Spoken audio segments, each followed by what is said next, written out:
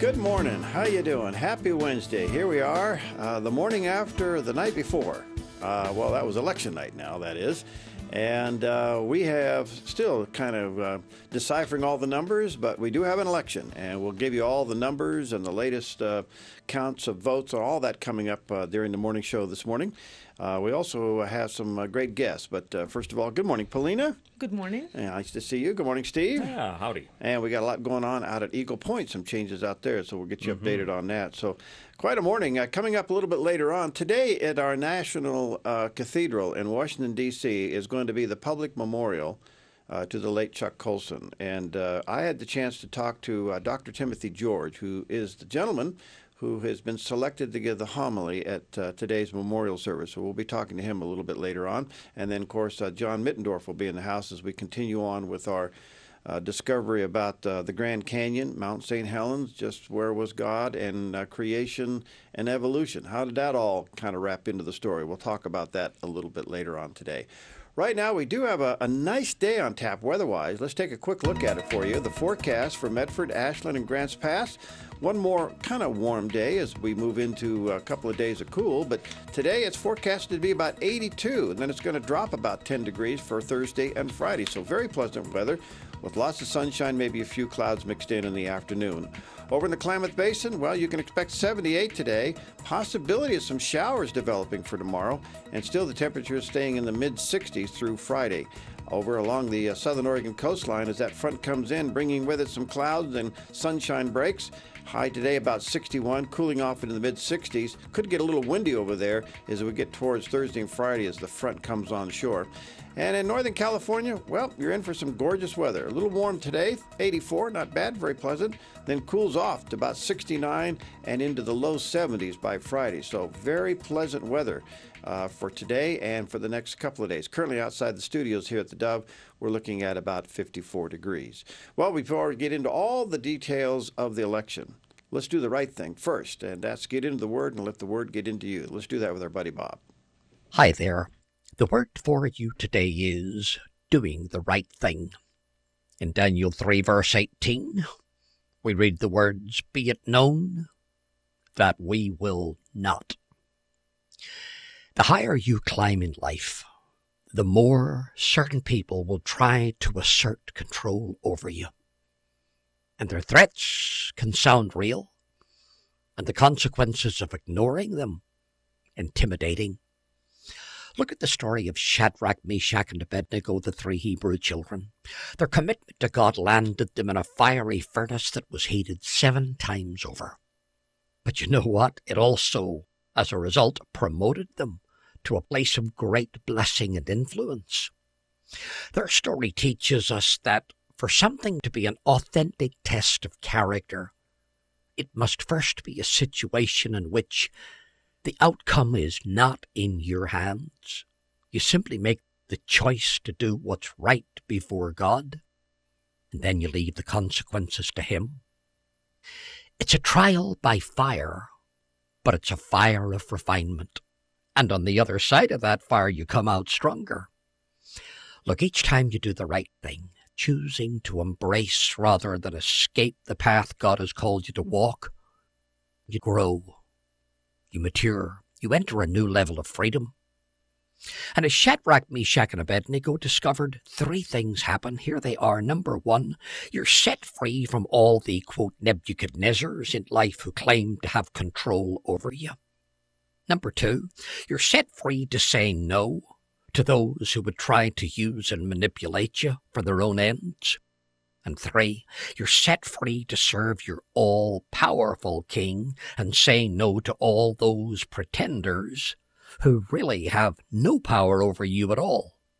In that moment, you not only gain insight into who you are, but much more importantly, into whose you are. And in that moment, God will do one of 2 things: develop you in the fiery furnace or deliver you from it. Indeed, He may choose to do both. There you go, doing the right thing. Bob Gass, thank you, sir. The word for you today. By the way, the new ones will be in the mail in the next week or so. And if you've never received a copy of the word for you today, would you let us know? We'd love to get you a copy. And it's our way of saying thank you for believing in, listening, and watching the Dove and supporting us. So let us know. Come on by, give us a call, or go online, drop us a note, and we'll get a devotional out to you right away. Well, yesterday was Election Day, and there's a lot of news concerning all of that, and even some surprises out in Eagle Point. Steve Johnson has the latest news. Yeah, that's right. As a result of voting last night, Beth Heckert will become the first female Jackson County District Attorney. The latest results show Heckert's 20,000 votes, almost doubling the number of second-place Rob Patridge. In the county commissioner race, Doug Bridenthal won comfortably. He'll be facing Jeff Scroggin in the general election. Former Oregon Court of Appeals Judge Ellen Rosenblum has won the Democratic primary for Attorney General. Her victory Tuesday came with the help of marijuana activists who flex their political muscles in the state with 55,000 registered pot users. And the Josephine County Commissioner 3 post, it will be Bob Just facing off against Cheryl Walker. That'll be in the general election. Well, 2 Oregon legislators will not be returning to Salem after losing to challengers from their own parties. Republican Senator Chris Telfer of Bend lost yesterday to former House Majority Leader Tim Knopp, who had decried a lack of leadership in the state Senate. Democratic Representative Mike Schaffler lost to high school teacher Jeff Reardon, and that was after an allegation that Schaffler groped a woman's breast and crossed Democratic leaders in the last session. Well, the sheriff of Josephine County says he will be handing out pink slips to 70 of his staff and releasing about 90 inmates due to the failure of the $12 million levy to make up for the loss of federal timber subsidies. Sheriff Gil Gilbertson said yesterday that by the end of the month he will be down to about 28 staff, most of them guards, to watch over the remaining 30 inmates in the jail. Well, in other news, Oregon continues to show some steady improvement on the jobs front. Nick Belachek with the Oregon Employment Department gives the latest figures, these from the month of April. Oregon's unemployment rate edged down to 8.5% in April, and non-farm payroll employment growth was back on track by adding 2,300 jobs. That's similar to the national situation, where the unemployment rate was also little changed at 8.1%, and non-farm employment grew by 115,000 jobs. Now, after 2 sluggish months, the construction sector gained about 1,700 jobs in Oregon in April. The unemployment rate has improved 3 points since the height of the recession. Well, some things have changed. School is closed for students today, but will resume tomorrow as both sides have apparently come to agreement between the teachers and the administrators in the Eagle Point School District. Yesterday, negotiators said they were optimistic about progress, but didn't know how long the contract bargaining would continue. Well, strikers were out at Eagle Point schools again yesterday as students returned to classes taught by strike-breaking teachers and substitutes. 2 issues were the major problems concerning control over teachers' time while at the school, but not in the classroom, and benefits for part-time employees. Union negotiator John Harding said prior to the agreement that they were not small items. There's a lot of things on the plate, so to speak. And most of the things have been talked about and verbally agreed to, and so we just have the last 2 big issues. And honestly, I don't think we're that far apart on the issues, and I think that we can get there. But we do have that hint of doubt, because we thought we were there a couple times before. And apparently they came to agreement early this morning. Well, in a related note, an Eagle Point teacher who went back to teach in the classroom received an email from a representative of a group calling itself EP Community Cares. The email implied that by breaking with the union, the teacher may lose their job. The email also outlined an attempt to recall 3 board members and then the school superintendent. We asked for clarification of the points made in that email, but the Dove has not received a response. Well, health officials in Lane County say they're not seeing new cases of the bacterial meningitis that killed a University of Oregon student last week. But potential incubation periods are not over yet. Her family says the student had a genetic protein deficiency that put her at risk. She had survived a previous bout. Well, law enforcement officers in Oregon and throughout the United States have taken time to remember their fallen comrades. In Grants Pass, police from several agencies gathered in tribute to those who died while in the line of duty. Recent statistics show an alarmingly high number of shooting deaths involving police throughout the nation, which concerns Josephine County Sheriff Gil Gilbertson. Last year, 166 officers were killed. 67 were killed by gunfire. It's a trend that this last year has just accelerated, so it does concern me. The latest statistics show most officers were killed in smaller cities, though there's no reason given for that trend. What is known is that in many cases the deaths resulted because of officers who were attempting to arrest a suspect who had already served time for a violent crime. Well, here's something to think about as you are perhaps wanting to, I don't know, vacation somewhere. Maybe you're going to move someplace. All right. We now have in our huge categories of subcategories the best red cities in the United States. All right? Best what? The best red cities, the people who read more books than others. You have any idea where that might be? Let's say, I'll give you this idea. Seattle. It's not just in one region. They're kind of scattered throughout. You think it's Seattle? Any guess, Paulina? Either Washington or New York. Washington, or let me see if they're on the list system? here. No. Is Seattle on the list? You know, I'd love to be a game show host. Hold that buzzer. San Francisco? No, but close. Berkeley is on the list. Move to Alexandria, Virginia. That's kind of in that beltway up there in Washington, D.C., so it's kind of close, I guess you'd say. And you'll have company. They say that they are Amazon.com's list of best read cities. More people must be buying books there than any place else. Sales of books, newspapers, and magazines, so it's more than just the one category. And they said that romance novels are especially popular in Alexandria.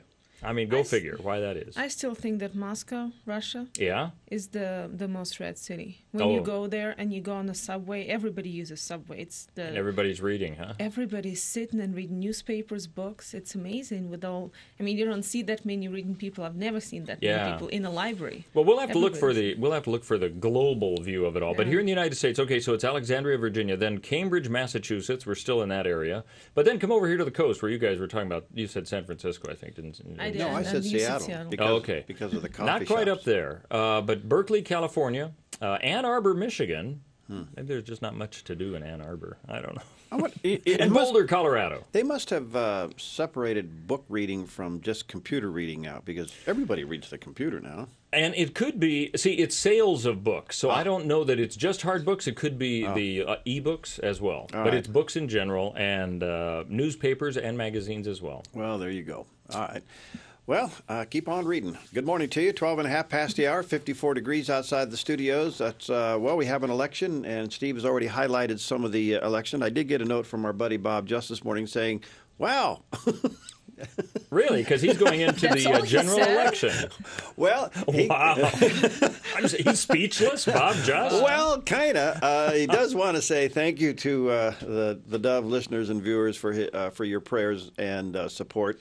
But he apparently the plan that he had was to come in second against Cheryl Walker over there in Josephine County, and he did it. He did, yeah. And then if you add up all the others, I would say that our buddy Bob has a good shot at it, so we'll see how it goes. But anyway, congratulations, Bob, if you are up and listening this morning. There are some other surprises, certainly there in the well, let's see. We got so many surprises. There's so many that are happening there. I know the district attorney. That is a surprise, so to speak. I mean, and I'm looking at it from dollars spent, endorsements, and all of that. Okay. Anyway, we have a district attorney, first female district attorney, and so there we go. Some other surprises as well around the county, so we'll keep you updated. We have a lot more numbers coming in. Well, good morning to you, and good morning, Paulina. Good morning. I have the answer to your Facebook question, but go ahead and ask the question. Well, because it's election day. Yes. Change it quickly. What do you got? Okay, Fury. Today we're asking you something to do with elections. If the job president of Earth really existed, who would you want to be doing that? Now, Jesus is not on the ballot. I really. Okay. I'm putting that on Facebook in brackets. Okay. So go ahead, Fury. I'm glad you have the answer. Well, it would either be me. Oh, mercy.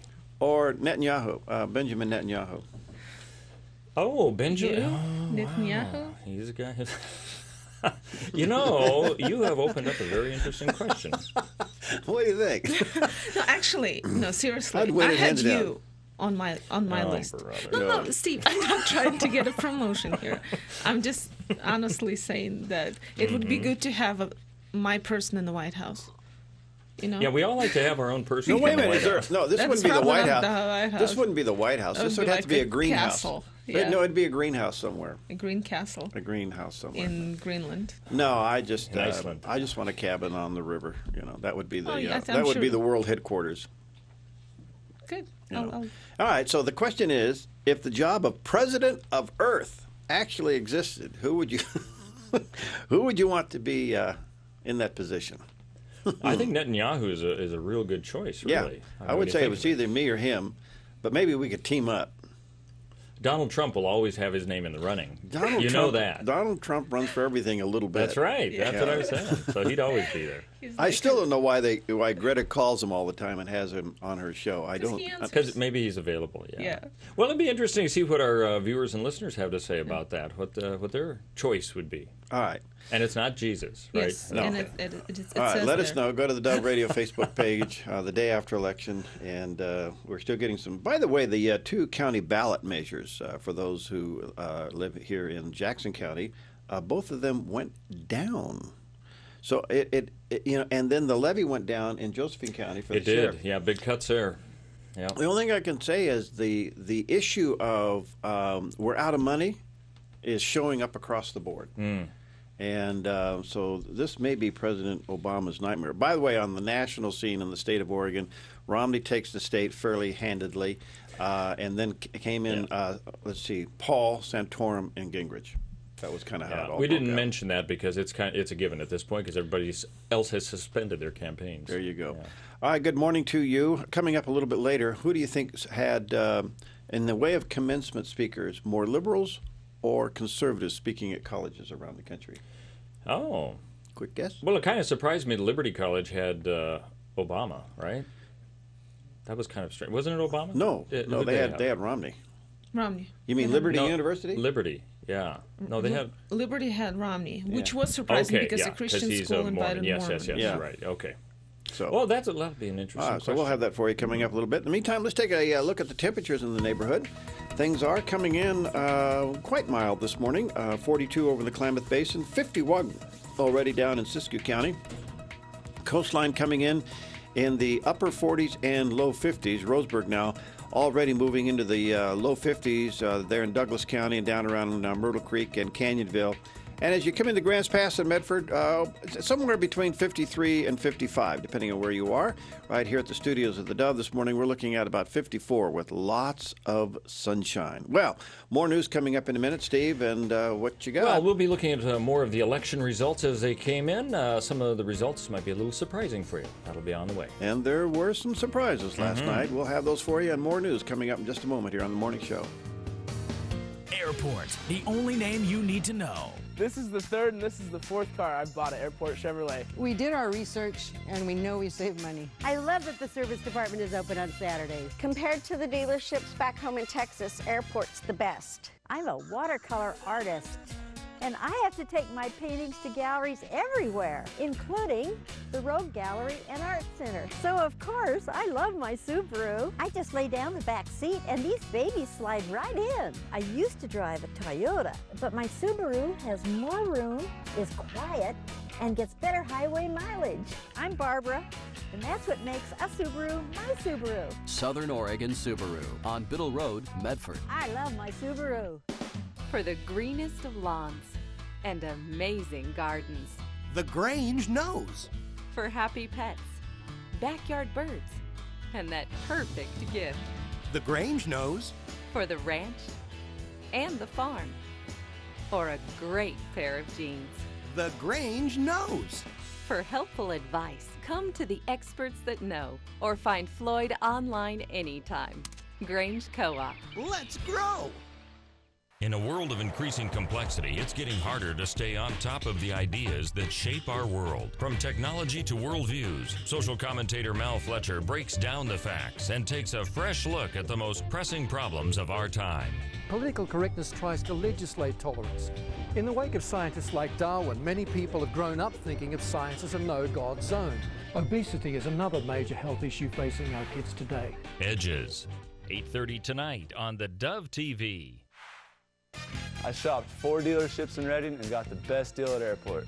What makes Airport #1 is their quality of product and their service. I tell people to go to Airport Chevrolet because they have great deals on Camaros. Airport, the only name you need to know.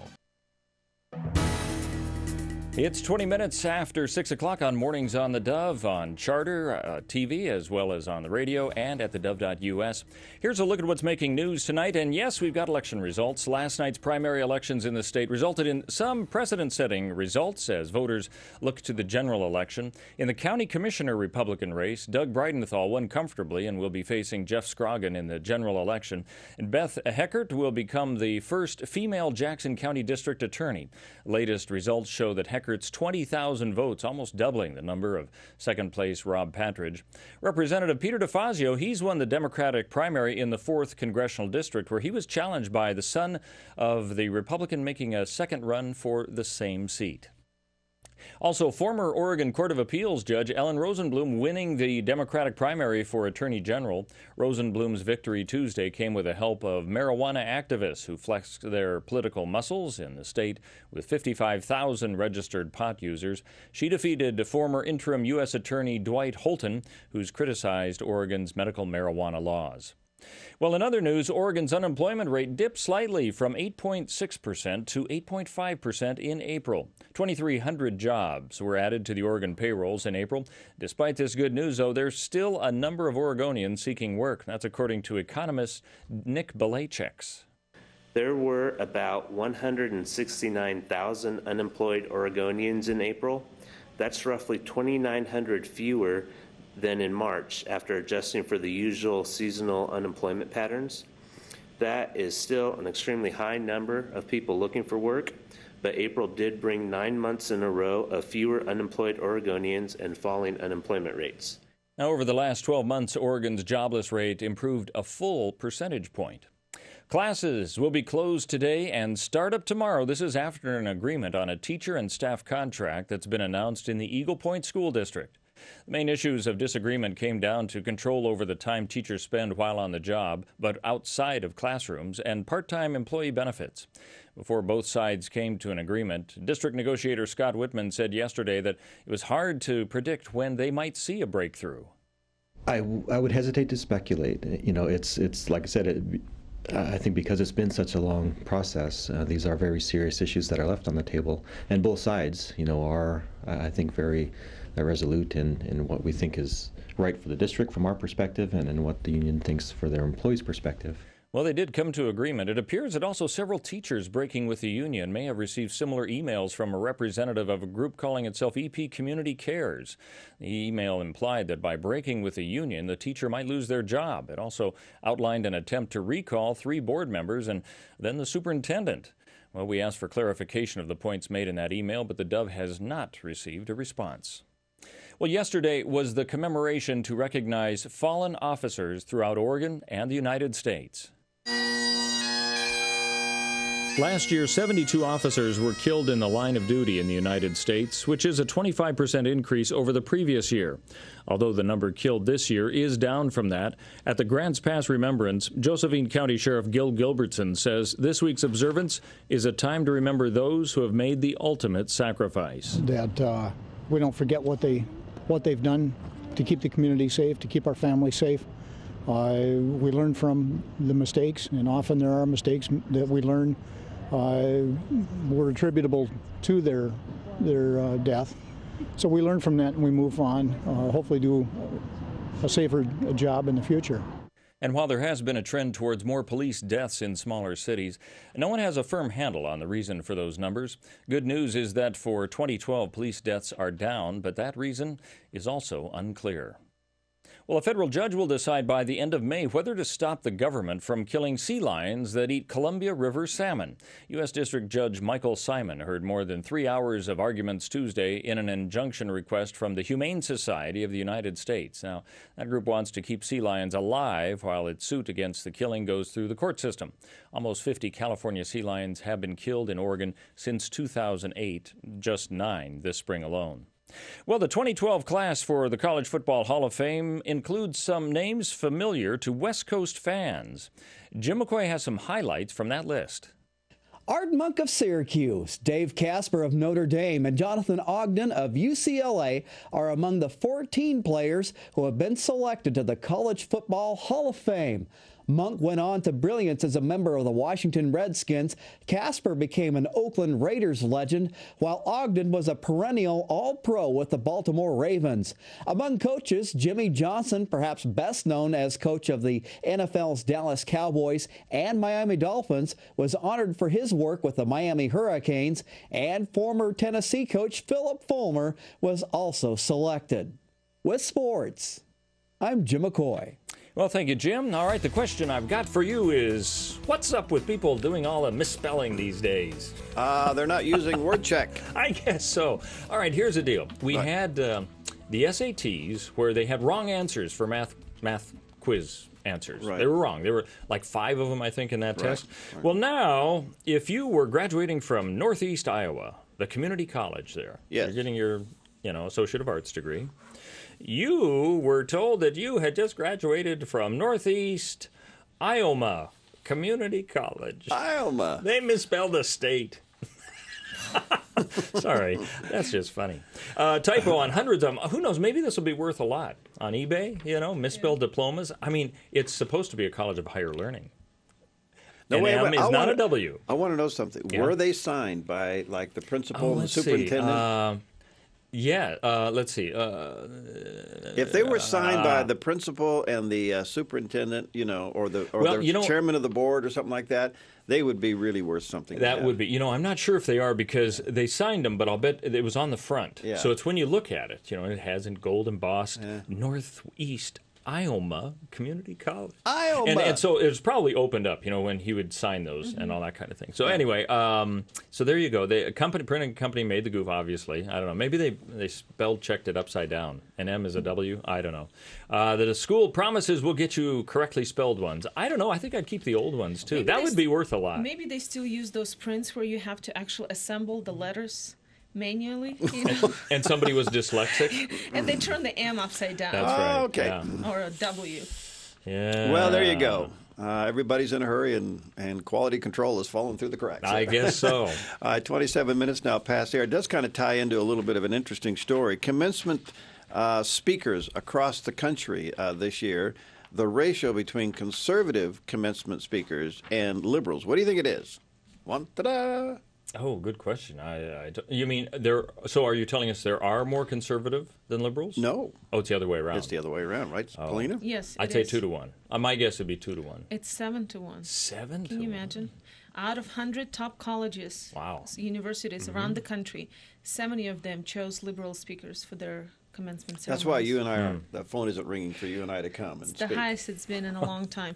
Now, I'll go to Northwest Iowa Community College. I'll speak there. And speak there. I'm sure they'll take you. Just to give you a little bit of a comparison, during the Bush administration years, out of 8 years that he was in the office, 14 of his officials spoke at the commencement ceremonies. During Obama's 3 years, 29 of his people. Well, I'm wondering if the trend does go based on who's in office. Well, you suppose? Could be. I don't know. Yeah. Maybe. Well, that's, that's the only way to makes find out is if we have a Republican president. Well, there we go. And we'll do the test. But the thing is that a lot of the speakers they're the media personalities, and a lot of the media personalities are openly liberal people, the ones that are in the spotlight. 7 to 1. That's quite a ratio. I would be interested to know how many are from Hollywood. That would be, Susan Sarandon, George Clooney's. There's a list. That would be online. interesting. Yeah. Well, anyway, coming up, George Bush apparently is now saying, all right, Romney's the guy. So he finally has made that. We'll tell you more about that a little bit later on. But our Facebook question today, Paulina, is... If the job president of Earth, speaking of President Bush... President of Earth. ...actually existed, who would you want to be doing it? And Jesus is not on the ballot. Exactly. All right, let us know. Go to the Dove Radio Facebook page. In the meantime, the forecast for Medford, Ashland, Grants Pass, and vicinity. We have some great weather on tap. One more kind of warm day, then things cool off fairly rapidly. 82 forecasted for the high today for Medford, Ashland, and Grants Pass, and then it cools by 10 degrees for Thursday and Friday. The basin is also coming in with a delightful temperature today of about 78. Could see some showers on Thursday as things cool back into the 60s by Friday. Over along the coast, well, the front is coming in, bringing with it some clouds and sunshine and some gusty winds. 61 for the coastline today, cooling to about the mid-50s by Friday. And over into the Wairika, Northern California area, 84 for a high today, not too bad. And then it cools rapidly to 69 and 72 for the rest of the week. So things are cooling down as that front comes in, bringing with it some cooler temperatures and rain. Currently outside the studios now, we're looking at about 54 degrees. You know, we need your help. And I just want to say to those watching and listening on the Dove Radio this morning, if you'd like to have the Dove television, Dove TV channel on Dish or Direct, we're asking you to go to our website right now and sign the petition. So if you have Dish or Direct, or your family members do, and you'd like to have them receive the Dove channel, TV channel, would you go to the Dove website and sign the petition? It's at theDove.us. Would you do that today? That will really help us, and we need your help in that. So take time to run over to theDove.us, sign the petition to get the Dove TV channel on Dish or Direct. Well, coming up in a few moments, more news. Steve, what do you have? Well, we're going to be telling you more about some of the election results, but also the latest jobs numbers are out, and we'll tell you if that's improved here in Oregon. All right, we'll have these stories and more election results coming up in just a moment. Hey, you. Yeah, I'm talking to you. Why are you still sitting on that couch? You know you could be out there cooking for a living. You speak food. That's why you got to call Le Cordon Bleu. They'll help get you out there with training in less time than you think. Sounds good, right? So grab your phone right now and call Le Cordon Bleu. They'll send you a complimentary career guide so you can see what it's really like to work in the culinary arts. Call 1-800-761-0650 or text GOLCB25 to 94576. Call or text now. Did you call yet? Oh, wow! Letters stand for Oregon Women of the Word. It is a biblical conference that we give once a year, and you need to bring your Bible because you will open it. Denominational barriers are dropped. It's close. I've made many friends. It's affordable. I enjoyed Kari a lot. I got a lot out of her teaching. For seminar details, go to OregonWomenOfTheWord.org. Hi, I'm Tim the Timinator from Four Seasons Nursery. Thank you for watching and supporting the Dove and Christian Broadcasting. Like the folks at the Dove, we at Four Seasons value honesty, integrity, and quality. So if you're looking for great garden products such as vegetables, flowers, shrubs, or trees, come by and check us out. I'm sure you'll find the success you're looking for. Four Seasons Nursery, half a mile north of Vilas Road on Crater Lake Avenue. Hello, everyone. I'm Perry Atkinson. Every weekday morning it's at 8 o'clock. Join us for Focus Today. It's a live call-in show. We have great national guests, local guests. We deal with apologetics, science, religion, all kinds of things. And you are a part of the show when you call in. And then weekday evenings at 7 and 10:30, Focus Today Prime Time, where we take the best of the morning show and replay it in the evening for your enjoyment. So be sure to join us for these two shows right here on the Dove TV. We'll see you then. It's 27 minutes before 7 o'clock. I'm Steve Johnson, and here's a look at what's making news today. Month over month, Oregon made a very slight improvement to a seasonally adjusted rate of 8.5% unemployment in April. Economist Nick Belachek says that this offered a perspective on the prospects for young summer job hunters. Although it's too early to tell how successful they'll be at landing jobs this summer, industries that typically hire a lot of teens during the summer were adding jobs. And food service, administrative assistants, and retail, often popular job sectors for teen workers. Classes will be closed today and start up tomorrow after an agreement on a teacher and staff contract has been announced in the Eagle Point School District. The main issues of disagreement came down to control over the time teachers spent while on the job, but outside of the classroom, and also part-time employee benefits. Before both sides came to an agreement, District Negotiator Scott Whitman said yesterday that it was hard to predict when they might see a breakthrough. I would hesitate to speculate. You know, it's like I said, I think because it's been such a long process, these are very serious issues that are left on the table, and both sides, you know, are I think very resolute in what we think is right for the district from our perspective and in what the union thinks for their employees' perspective. Well, they have come to an agreement, and it also appears several teachers breaking with the union might have received similar emails from a representative of a group calling itself EP Community Cares. The email implied that by breaking with the union, the teachers might lose their job. It also outlined an attempt to recall 3 board members and then the school superintendent. We asked for clarification of the points made in that email, but the Dove has not received a response. Well, yesterday was the commemoration to recognize fallen officers throughout the Oregon and the United States. Last year, 72 officers were killed in the line of duty in the United States, which is a 25% increase over the previous year. Although the number killed this year is down from that, at the Grants Pass Remembrance, Josephine County Sheriff Gil Gilbertson says this week's observance is a time to remember those who have made the ultimate sacrifice. That we don't forget what they've done to keep the community safe, to keep our families safe. We learn from the mistakes, and often there are mistakes that we learn were attributable to their death. So we learn from that and we move on, hopefully do a safer job in the future. Now, while there has been a trend towards more police deaths in smaller cities, no one really has a firm handle on the reason for those numbers. The good news is that for 2012, police deaths are down, but the reason for that also unclear. In Josephine County, the field is set for a runoff for the County Commissioner 2 seat. For Position 2, Keith Heck will face second-place finisher Tony Webb. For Position 3, Cheryl Walker and Bob Just finished first and second, respectively, among a field of 5 in yesterday's primary, and they'll now take on each other in November. And incumbent Art Harvey, he will retain the county clerk's position. Well, not only is a levy for funding law enforcement going down to defeat in Josephine County, a pair of property rights initiatives are going down to defeat here in Jackson County. In Jackson County races, Doug Breidenthal, he's going to face Jeff Scoggin for Jackson County Commissioner, while Kerry Bradshaw won his bid for County Surveyor, and Josh Gibson prevailed in the assessor's race. Well, I want to tell you about a hero. He is a hero that is 8 years old. It just shows you're never too old and you're never too young at this point. I want to tell you about Tiki Willis. If you have a name like Tiki, where do you think you're probably from? It's from the United States, but where would that be? Where? What's the name? Tiki Willis. Nevada. Sounds like it could be Nevada. Guam. Nevada. That would not have been the place. Puerto Rico, Guam, 2 good places. How about Hawaii? Oh. Tiki. That kind of makes sense. He's 8. He's from Honolulu. Yeah. No, she is. Sorry. She is a Tiki. Okay. She's credited with helping to find a missing elderly woman. Here's what happened. This person suffers from Alzheimer's, not Tiki, the elderly woman.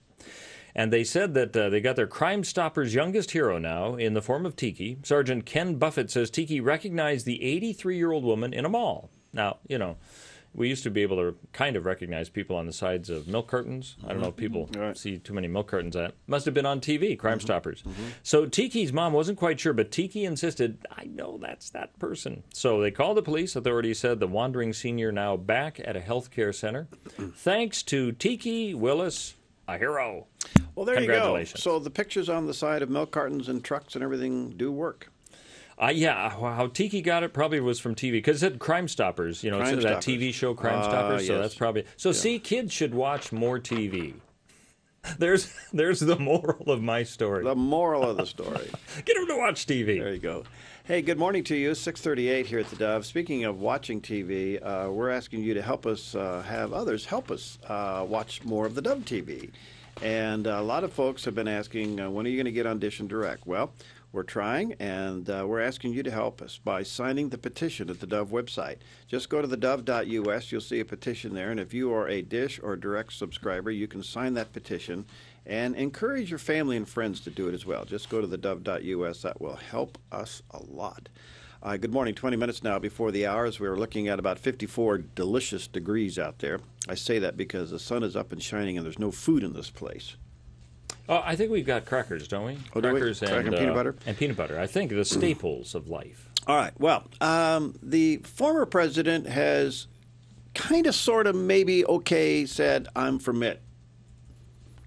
George W. Bush was doing an ABC interview Oh, yeah, he was doing some kind of a speech there. And He then... did a speech thing, and then he's leaving, or speech, excuse me. He's doing a speech, and an ABC reporter gets him as he's just going into the elevator. Hey, are you for Romney? Yeah, I'm for Mitt. And now that is being used as a presidential endorsement all over the country. So that's how it came down. Yeah, I guess it doesn't have to be so formal, does it? I love how Washington Post reported on that. They said, I mean, really, it's an amazing how much air you can take out of any announcement by inserting the phrase, as the elevator doors closed. That's almost longer than the endorsement, it's like, I have isn't a it? dream, said Martin Luther King. Yeah. As the elevator doors close. You know, like give that. me the liberty or give me the death. Yeah. As the elevator doors you know, close. I like that. Anything. I'm from it as the elevator door We should closes. do that. Yeah. We need more food. As As the the elevator doors close. You know, we need to get a visual. We need to get a visual of that for the Dove TV. You know, and some elevator doors. It's kind of close. the end of the statement, isn't it? Yeah, there you go. Well, anyway, the former president has said that he's for Mitt. And I don't know if it's an official endorsement, and I don't know if he's going to be campaigning for him. But nonetheless, that mystery has now been solved. 20 minutes before the hour. All right, if you were asked to be president of the earth. No, I'm getting this wrong. Who would you want to be president of the earth? Yes. If there was the position. Yeah. If there was a position, president of the earth, who would you want it to be? Steve? Well, you know, Perry mentioned Benjamin Netanyahu, Oh. and I'm having a hard time coming up with an alternative one that I think could He is the actually leader do a of the very free good world job. today. He is the think leader of so. the free world today. Because you look at Europe and you see Sarkozy is gone and Greece is, Merkel is in trouble.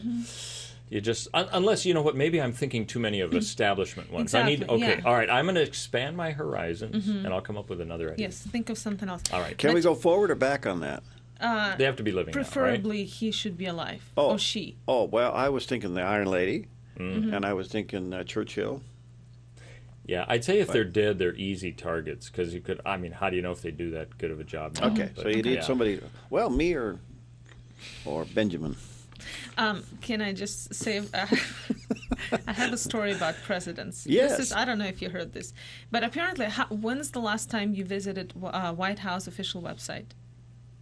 Have you? I haven't been there for a while, no. Okay, Wow. well, Only leave comments every now and then. Okay, well, Obama left his comments on every president's biography. Now has a little reference to President Obama. So, for example, on February 22nd, 1924, Calvin Coolidge became the first president to make a public radio address to the American people. President Obama became the first president to hold virtual gatherings and town halls using Twitter, Facebook, Google, and some other ones. President Truman ended racial segregation. Today, President Obama continues his strive towards civil liberties. And then it goes on. Every president Wait has a a minute, little... where's the big one that he just did last week? Which one? Oh, that's probably the civil liberties. Reagan called for a fair tax code. President Obama is calling for the same with the Buffett rule. Where's the rainbow halo? Oh, it'll come. So are you saying that Barack is adding to all of those little I don't know if he's doing it personally, but during his administration recently... Boy, they're trying hard to create a legacy, aren't they? Yeah, he's in every president's biography. All right. Well, there you go. Good morning to you. 6:43 here at the Dove, 17 minutes away from the top of the hour. Let's take a quick look at the temperatures around the neighborhood this morning. We do have some mild temperatures, and they're kind of going up and down. You usually get this at sunrise. We were clear up into the upper 40s in Klamath Falls. It's cooled down to 39. Well, it'll go back the other way here in a few moments. Wairika, Northern California, 48. Still in the 48s all along the coastline this morning. Low 50s in the Douglas County, Roseburg. And as you come on into Josephine County and Jackson County, we are also in the low 50s this morning. Right now, we're about 54 with lots of sunshine out there. And again, I just want to say thank you for those of you who are responding to our request for you to help us sign the petition to get the Dove TV channel on Dish or Direct. Just go to the website at thedove.us. You'll see it there. Just click on it. And whether you are a Dish subscriber or a Direct TV subscriber, you can sign the petition there. And please tell your family and friends. This will help us tremendously in expanding the Dove TV. So we welcome you to do that. And those listening on radio this morning, we are live on Dove TV. So help us with that. Just go to the Dove Radio Facebook page and sign the petition. All right, more news coming up in a moment. Steve, what do you have? Well, we're going to be telling you more about some of the primary races throughout the state and those that affected us here in Southern Oregon, too. And there were some surprises last night. We'll give you those details coming up in a few moments here on The Morning Show. So here we go again. Oh yeah.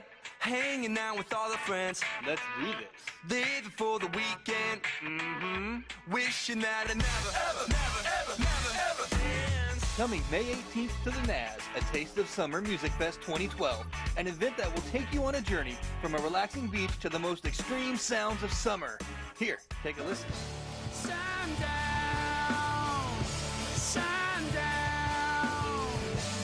Everything's gonna be alright, yeah.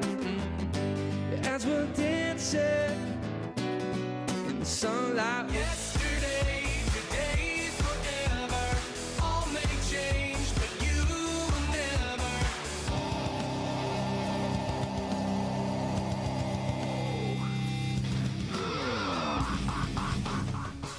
See, there's something for everyone. And if that's not enough excitement, we will be giving away a free iPad and apparel package to one lucky ticket holder. Tickets available at all Evangel store locations at the NAS and online at 4dtix.com. Proceeds from this event will benefit Impact Athletics of Southern Oregon. Diadem and Pure Vintage Apparel will be on hand to outfit you in the latest gear. Once again, May 18th at the NAS. One night, 4 bands, music for all ages. Doors open at 6, entertainment starts at 6:30. Bring your friends and we'll see you there. So shine on down. How do you know that there's a God and that there's demon? Where's your evidence? Why should I believe that Jesus was resurrected? Tough questions. Everything that we perceive is defined by science. From college students across the country. Are you sure it's not a storybook of morals? Yes, I am. How? Cliff Knechtle. We're talking about life right here. Give me an answer. You know, faith in God, I really do enjoy. And well, why are you an atheist? 8 o'clock tonight on the Dove TV. It's 13 minutes before 7 on Mornings on the Dove, seen on Charter, as well as the Dove.us and heard on the Dove Radio. I'm Steve Johnson, and here's a look at what's making news today. As a result of voting last night, Beth Heckert will become the first female Jackson County District Attorney. Latest results show Heckert's 20,000 votes, almost doubling the number of second-place Rob Patridge. In the county commissioner race, Doug Bridenthal won comfortably, and he'll be facing Jeff Scroggin in the general election. Former Oregon Court of Appeals Judge Ellen Rosenblum, she's won the Democratic primary for Attorney General. Rosenblum's victory Tuesday came with the help of marijuana activists who flexed their political muscles in a state with 55,000 registered pot users. In the Josephine County Commissioner 3 post, it will be Bob Just facing off against Cheryl Walker in the general election. Well, 2 Oregon legislators will not be returning to Salem. That's after losing to challengers from their own parties. Republican Senator Chris Telfer of Bend lost yesterday to former House Majority Leader Tim Knopp, who had decried a lack of leadership in the state Senate. Democratic Representative Mike Schaffler lost to high school teacher Jeff Reardon. That's after an allegation Schaffler groped a woman's breast and crossed Democratic leaders in the last session. Well, the sheriff of Josephine County says he's going to be handing out pink slips to 70 of his staff and releasing about 90 inmates. This is all due to the failure of the $12 million levy to make up for the loss of federal timber subsidies. Sheriff Gil Gilbertson said yesterday that by the end of the month, he'll be down to about 28 staff, most of them guards, to watch over the remaining 30 inmates in the jail. Well, on the economic front, Oregon continues to show some steady improvement on the jobs front. Nick Belachek with the Oregon Employment Department gives the latest figures, these from the month of April. Oregon's unemployment rate edged down to 8.5% in April, and non-farm payroll employment growth was back on track by adding 2,300 jobs. That's similar to the national situation, where the unemployment rate was also little changed at 8.1%, and non-farm employment grew by 115,000 jobs. Now, after 2 sluggish months, the construction sector gained 1,700 jobs in Oregon in April. Unemployment rate has improved 3 points since the height of the recession. Well, school is closed for students today, but will resume tomorrow. This is as both sides have come to agreement between teachers and administrators in the Eagle Point School District. Yesterday, negotiators said they were optimistic about progress, but didn't know how long contract bargaining would continue. Strikers were out at Eagle Point schools again as students returned to classes taught by strike-breaking teachers and substitutes.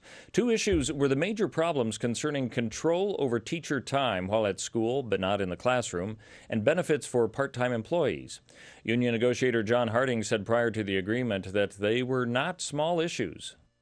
There's a lot of things on the plate, so to speak. And most of the things have been talked about and verbally agreed to, and so we just have the last two big issues. And honestly, I don't think we're that far apart on the issues, and I think that we can get there. But we do have that hint of doubt, because we thought we were there a couple times before. And they did get to that agreement. In a related note, an Eagle Point teacher who went back to teach in a classroom received an email from a representative of a group calling itself EP Community Cares. Now, that email implied that by breaking with the union, the teacher may lose their job. It also outlined an attempt to recall 3 board members and then the school superintendent. We asked for clarification of the points made in the email, but the Dove did not receive a response. Health officials in Lane County say they're not seeing new cases of bacterial meningitis that killed a University of Oregon student last week, but a potential incubation period isn't over yet. Her family says the student had a genetic protein deficiency that put her at risk. She had survived a previous bout. Well, law enforcement officers in Oregon and throughout the United States have taken time to remember their fallen comrades. In Grants Pass, police from several agencies gathered in tribute to those who died while in the line of duty. Recent statistics show an alarmingly high number of shooting deaths involving police throughout the nation, which concerns Josephine County Sheriff Gil Gilbertson. Last year, 166 officers were killed. 67 were killed by gunfire. It's a trend that this last year has just accelerated, so it does concern me. The latest statistics show most officers were killed in smaller cities, though there's no reason given for that trend. What is known is that in many cases the deaths resulted because of officers who were attempting to arrest a suspect who'd already served time for a violent crime. Well, in Roger Clemens' perjury trial, the prosecution's star witness has explained why he kept physical evidence that prosecutors say contains the retired pitcher's DNA. With more on that, here's our own Jim McCoy. Brian McNamee says he saved medical waste after injecting Roger Clemens with performance-enhancing drugs because his wife complained that McNamee was going to be the fall guy. McNamee testified in Clemens' perjury trial Tuesday that he had told his wife details about injecting Clemens with steroids and HGH. McNamee's wife said that if something went wrong, you're going to go down.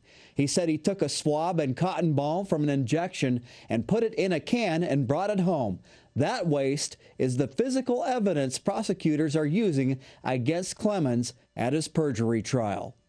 With sports, I'm Jim McCoy.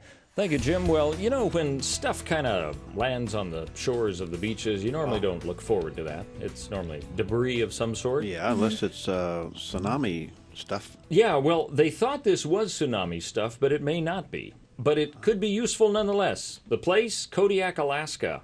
Have you seen mosquitoes in Alaska? If you have, you almost need an elephant gun, and you hear them coming in convoys over the hill, lock and load, boom, because they are deadly.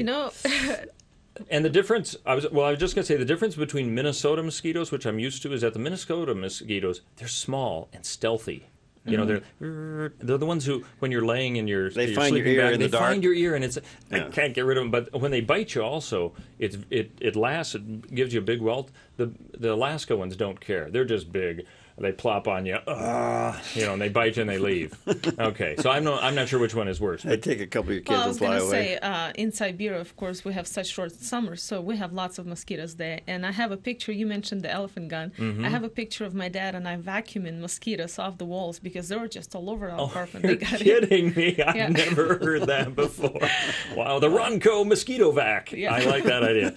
Well, you know what? They won't need either of those in Kodiak, Alaska, Barry, because dozens of fly swatters with the logos of college teams. Now, I'm not sure why this is. Go Ducks. Smack. They've been washing up on the beaches, and they thought it was probably from Japan, but no. Apparently, there's a big shipping container that broke away, and some of the stuff came out of the ship, I guess, that way. And so now they've got dozens of these in Kodiak, Alaska, coming up on the shore. So I'll tell you, if one place does need some sort of debris like this, I think Alaska is one place. If Minnesota had the Great Lakes where you could pick up fly swatters, you'd probably take those too, because you could use them in the summer. And apparently Siberia as well, except they're more high-tech. Get the vac. How is it that a mosquito in a dark room can find your ear? Good smellers. No, I think it's your ear that finds the noises. Oh, no, the mosquito goes right for your ear. But you know, if they were by my feet, I couldn't hear them that well, because I don't have ears on my toes. You don't? I don't. You don't? Well, what's wrong with you? All right. Well, good morning to you. Mosquitoes or not, if there was the position, President of Earth. Now, there's a lot of people that are wanting to be that.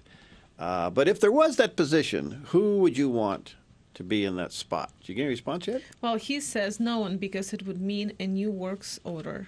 See, I was kind of thinking that way too. But I thought, you know what? Maybe if we keep it from being quite serious. Yes, yeah. Let's think though.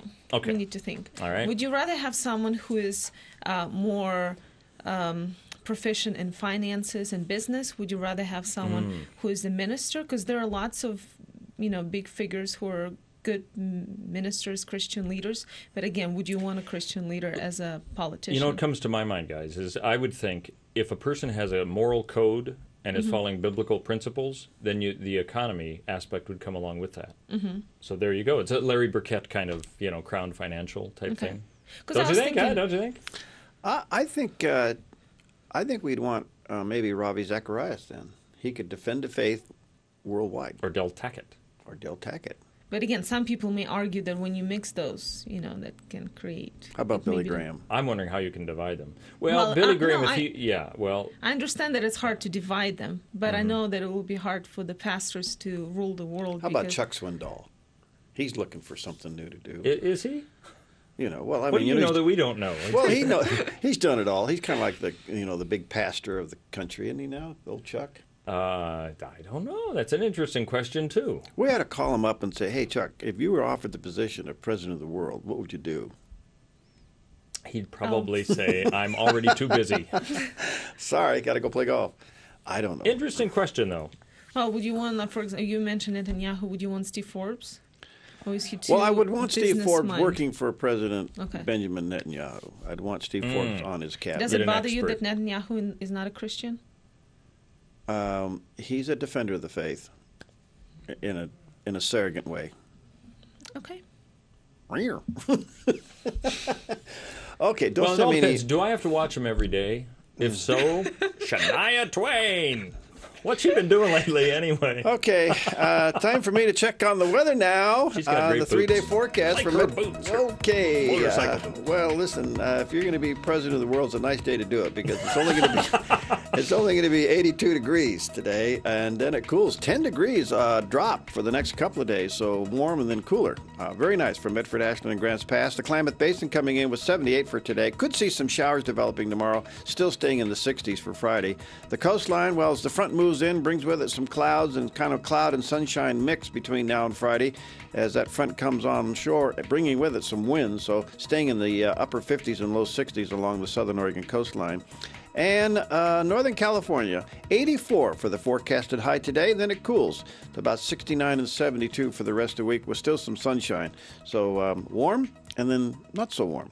And don't forget, we're asking you to help us sign the petition to put the Dove TV channel on Dish and or DirecTV. Would you go on our website, thedove.us, and you'll see the petition there. If you'll just click on that, fill out the petition, that will help us tremendously. And please tell your family and friends as well that have Dish or Direct if they'd like to see the Dove TV channel on one of those platforms. Go to the Dove website right now and sign the petition at thedove.us. All right, about 54 degrees outside. I'll get all choked up over this because I'm going to Steve, and he has the latest news. Hey, we're going to tell you about what happened with all the people voting yesterday and in previous days, and some of the results. They may surprise you. Yes, And one of them is Bob Just. Yahoo! Always a surprise. Well, pleasantly. How about that? Pleasantly surprised. All right, we're going to talk to Bob a little bit later on, too. All this and more coming up on the morning show. If you love the taste of delicious homegrown garden tomatoes but hate bending, digging, and weeding, then you've got to get yourself off the ground and go upside down. Whoa, wait a minute. I don't mean you should be upside down. I'm talking about your tomato plants. I'm Mark Gill for the Topsy-Turvy Tomato Planters, the ingenious upside-down planter that lets you grow delicious tomatoes without bending, digging, or weeding. Topsy-Turvy hangs conveniently on any size porch, deck, patio, condo, or apartment balcony. Just insert your tomato plant, add your potting soil, and water. That's all there is to it. And right now, you can get the Topsy-Turvy for just $10. Plus, I'll even throw in a Topsy-Turvy strawberry planter as a bonus. But I'm not stopping there. Call right now and I'll double the offer. You just pay separate processing and handling. That's right, you get all 4 Topsy-Turvy planters for just $10. To order Topsy-Turvy for $10 plus processing and handling, call 1-800-709-1641, or you can order online at topsyturvy.com. Hey, you. Yeah, I'm talking to you. Why are you still sitting on that couch? You know you could be out there cooking for a living. You speak food. That's why you got to call Le Cordon Bleu. They'll help get you out there with training in less time than you think. Sounds good, right? So grab your phone right now and call Le Cordon Bleu. They'll send you a complimentary career guide so you can see what it's really like to work in the culinary arts. Call 1-800-761-0650 or text GOLCB25 to 94576. Call or text now. Did you call yet? This thing of emotions is a big deal because the truth is we control them or they control us. Our emotions are a gift from God, and they carry a lot of influence in our life. I pray to God that you will deal with this. And remember, it is a faith battle. That's really what it boils down to. In Touch, Sundays at 8 a.m. and 3 p.m. You're watching the Dove TV, proud to be NRB's 2012 Low Power Television Station of the Year.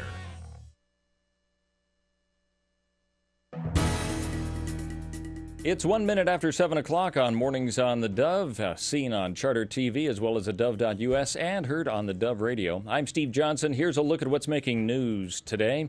Last night's primary election in the state resulted in some precedent-setting results as voters look to the general election. In the county commissioner Republican race, Doug Bridenthal won comfortably, and he'll be facing Jeff Scroggin in the general election. Beth Heckert will become the first female Jackson County district attorney as well. Latest results show Heckert's 20,000 votes, almost doubling the number of second-place Rob Patridge. Representative Peter DeFazio, he's won the Democratic primary in the 4th Congressional District, where he was challenged by the son of the Republican making a second run for the same seat. Also, former Oregon Court of Appeals Judge Ellen Rosenblum has won the Democratic primary for Attorney General. Rosenblum's victory Tuesday came with the help of marijuana activists who flexed their political muscles in the state with 55,000 registered pot users. She defeated former interim U.S. Attorney Dwight Holton, who's criticized Oregon's medical marijuana laws. Oregon's unemployment rate dipped slightly from 8.6% to 8.5% in April. 2,300 jobs added in Oregon payrolls in April. Despite this good news, there's still a number of Oregonians seeking work, according to economist Nick Belachek. There were about 169,000 unemployed Oregonians in April. That's roughly 2,900 fewer than in March after adjusting for the usual seasonal unemployment patterns. That is still an extremely high number of people looking for work, but April did bring 9 months in a row of fewer unemployed Oregonians and falling unemployment rates. Now, over the last 12 months, Oregon's jobless rate improved a full percentage point. Classes, they're going to be closed today, and then they start up tomorrow. This is after an agreement on a teacher and staff contract has been announced in the Eagle Point School District.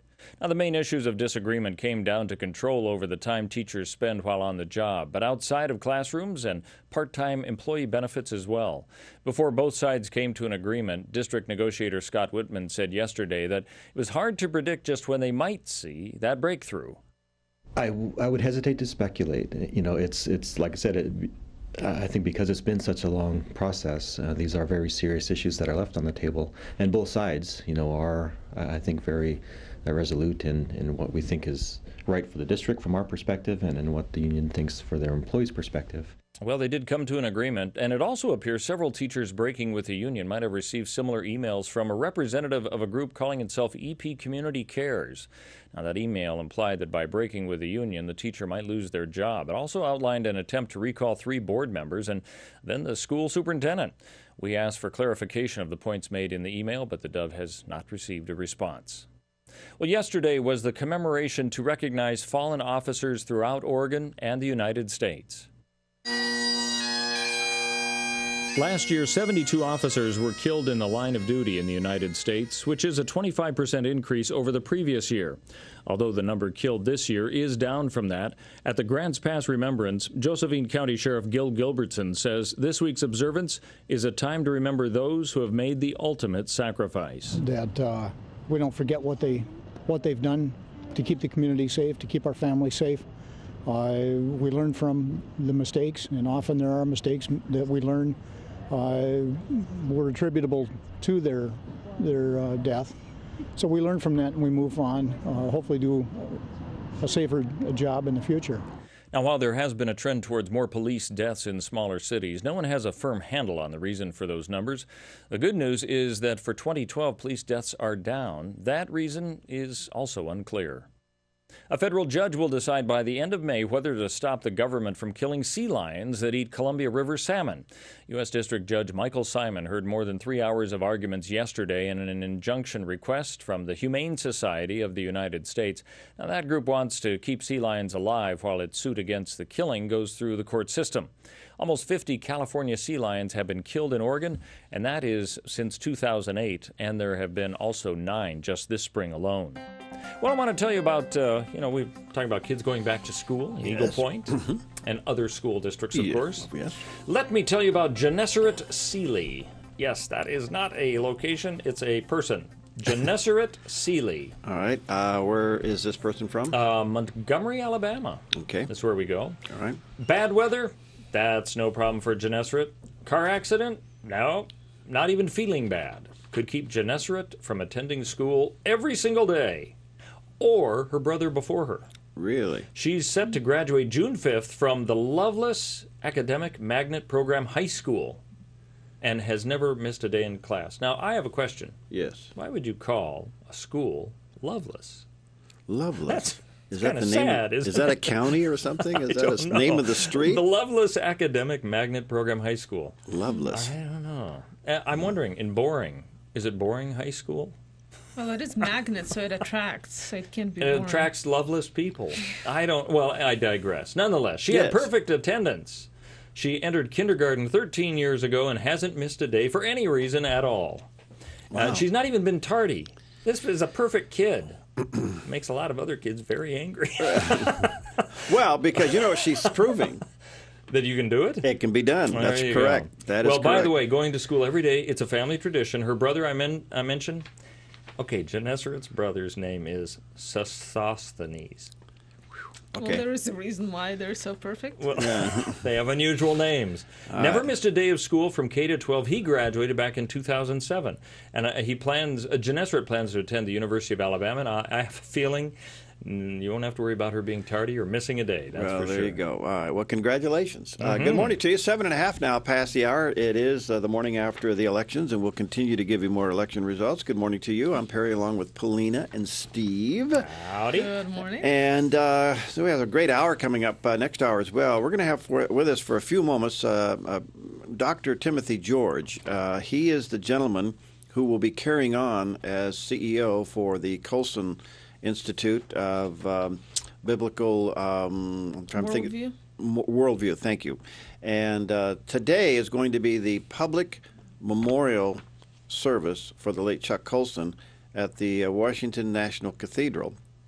And Dr. George has been chosen to give the homily. So we're going to talk to him a few minutes from now and about what he'll be talking about at the memorial service coming up this morning there in Washington, D.C., and then John Mittendorf. So anyway, kind of interesting stuff, And you're tracking people who never missed a day of school. Now, she didn't go to school when the school was closed? Only when it's in session. Okay. Yes. Okay. Yeah. It's not like she went there 13 and years. studied. Okay. Wow. No, she wasn't stupid. Okay. Okay, well, there you go. I have by the way, I have a question. I've come up with an answer. My answer for King of the World, President of the World, the our Facebook question. Yes, the Facebook question. I've come up with a perfect today. name, and I don't know why we didn't think of this. Okay, if there was a President of Earth position available, who would you want to do the job? Well, there's only outside of Benjamin Netanyahu, and maybe Perry. Chuck Norris. Chuck. How could you not have Chuck Norris in the list? Yeah. We should. Okay, He would Chuck certainly is on the whip ballot. the world in shape. Well, we did get another vote for Chuck Swindoll. Oh, see, that's another Chuck. Godly man, Maybe smart, and funny. Anybody named Chuck. Maybe. And little Josiah says, Gus? Is it Gus? Gus Chickens. Gus. A fictitious character from Saturday Night Live. Thank you very much, little Josiah. I still think Chuck Norris rules. Chuck Norris. Oh. Chuck Norris, That'd be Chuck good. Colson. Well, he's By gone the now. way, did you see that there's going to be a movie with Chuck Norris, Arnold coming back in the movies, along with Stallone? Bruce Lee? Oh. Stallone and no, not Bruce Lee. He can't come back. It's going to be interesting. they can So we'll have to see it. How about Tim the Two-Man Taylor? Chuck Norris. That's what I say. Chuck. All right, let's take a look at the 3-day forecast. Vice President Shania Twain. Okay. All right, the Medford, Ashland, Grants Pass, and vicinity. Hey, warm and then cool. Not hot, just warm. 82 for a forecasted high today, and then it's going to drop about 10 degrees for Thursday and Friday, but it's very pleasant weather right on through for Medford, Ashland, and Grants Pass as we head towards the weekend. In the meantime, over in the basin, 78 for high. They could see some showers tomorrow. Temperatures dropping from 78 high today into the 60s for tomorrow. Over along the coast, as the front moves in, it'll bring with it some clouds and gusty winds, but some sunshine mixed in with it. 61 for high today, and then dropping into the upper 50s for the rest of the week. And Northern California, 84 with lots of sunshine, few clouds mixed in for the rest of the week, and the temperatures moving down to the upper 60s and low 70s. So we are certainly in for a weather change, to say the least. Well, good morning to you. 11 minutes now past the hour. We had a little story earlier that 7-1 as we head into June and all the commencement, well, actually late May, June, you have all the commencement exercises for colleges, and the commencement speakers this year for colleges around the United States, 7-1 liberals over conservatives. As speakers, right? As the keynote speakers, yeah. Now, Yeah, both of you went to college, I assume. yeah. It shows how little you know about us. Yes, that's good. Good. Now, do you remember who was your commencement speaker? Oh. I can't. No, I I don't. just wonder how many of the students Apparently will a totally remember. No, wait a minute. I'm trying to Forgettable. think of the missionary. When I was graduating, Who Bible was college. alive? He's not now, but boy, he was very. Sorry. Wow. I'm having a brain freeze, but yeah. Abraham Lincoln. No. It was a little later. His brother. No, I'll think of it. I don't tomorrow. remember who. No, I don't remember. I have no. Well, clue. He was a famous missionary in Calcutta. And I'm having a brain freeze. Mother Teresa? No, but he knew Mother Teresa. Well, okay, that's as good as having Mother Teresa.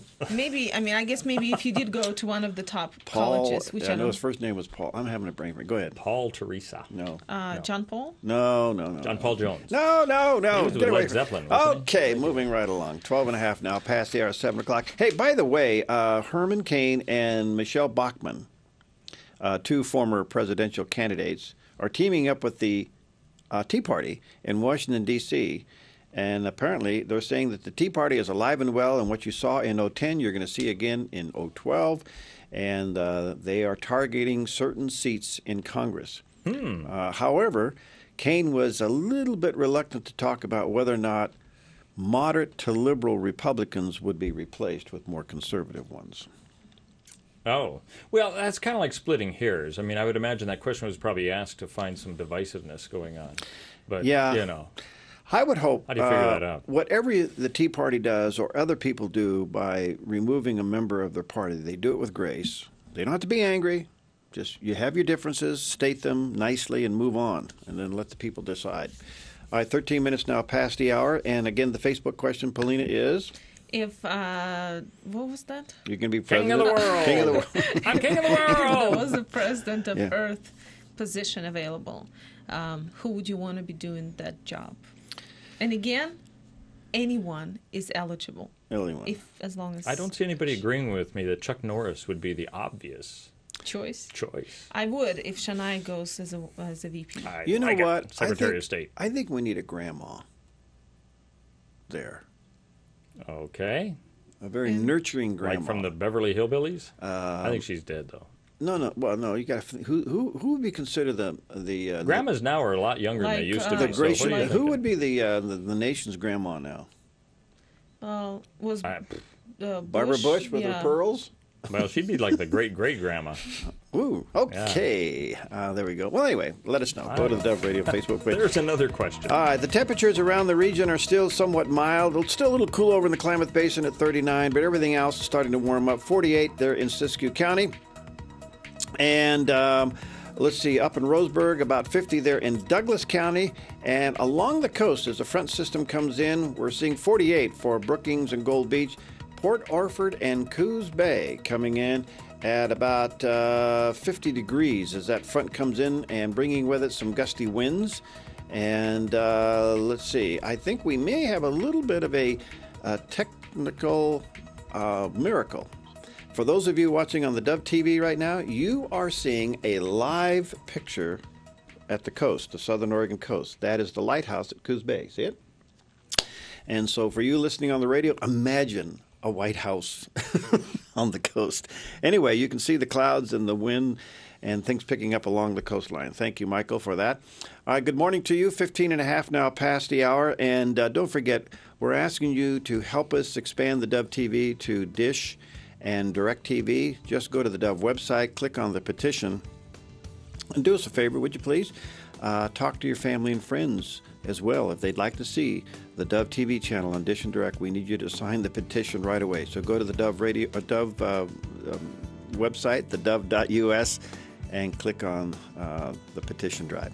All right, good morning to you, Steve. What's coming up? Well, we're going to be updating you, of course, with the election results from last night. We're also going to tell you about the latest economic numbers. Have they improved? That's all coming up. Okay, we'll have these stories and more election results in just a few moments. Airport, the only name you need to know. I do a lot of shopping in Medford, and I'm so glad that Airport now carries Buick. Airport supports our community, and that's why I support them. I appreciate AirportChevy.com. I got to see everything I needed before I drove down. Hi, I'm Tim the Timinator from Four Seasons Nursery. Thank you for watching and supporting the Dove and Christian Broadcasting. Like the folks at the Dove, we at Four Seasons value honesty, integrity, and quality. So if you're looking for great garden products such as vegetables, flowers, shrubs, or trees, come by and check us out. I'm sure you'll find the success you're looking for. Four Seasons Nursery, half a mile north of Vilas Road on Crater Lake Avenue.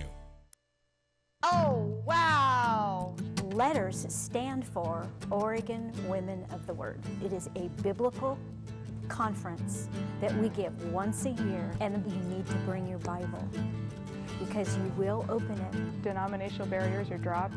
It's close. I've made many friends. It's affordable. I enjoyed Kari a lot. I got a lot out of her teaching. For seminar details, go to OregonWomenOfTheWord.org.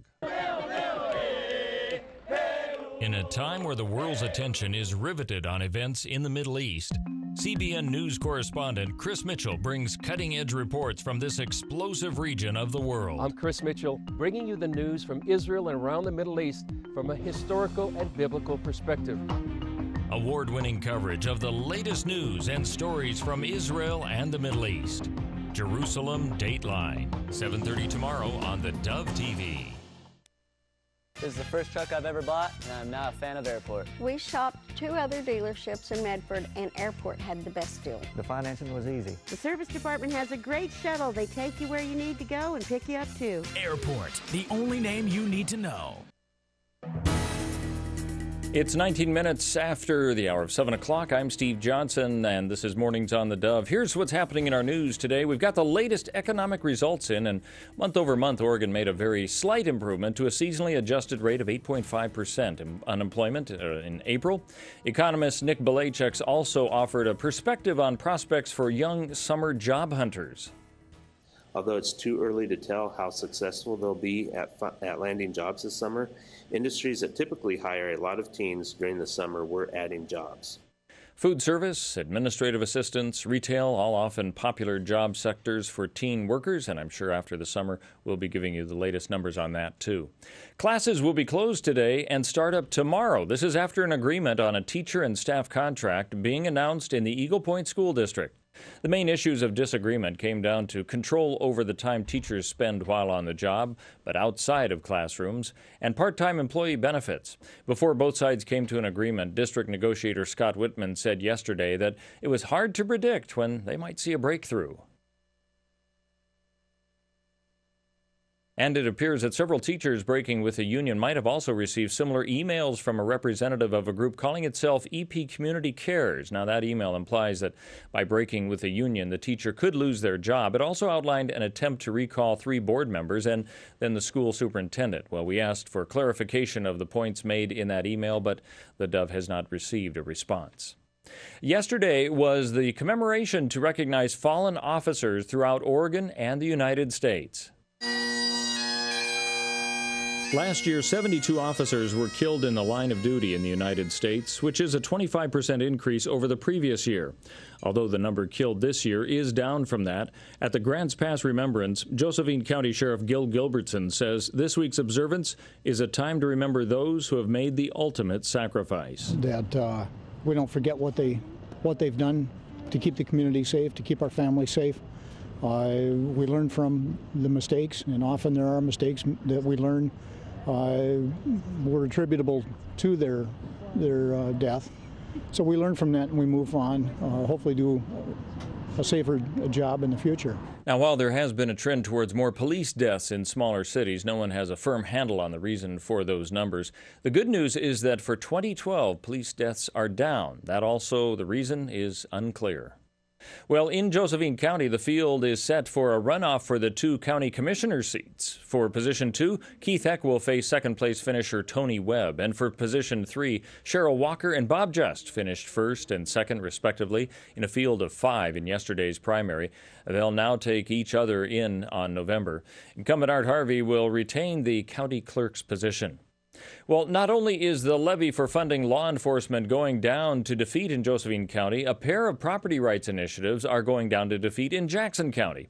In other Jackson County races, Doug Bridenthal will face Jeff Scoggin for Jackson County Commissioner, while Kerry Bradshaw won his bid for the county surveyor, and Josh Gibson prevailed in the county assessor's race. Well, the results are in for the state meet in golf, and at the sports desk, Jim McCoy tells us how some of the local kids fared.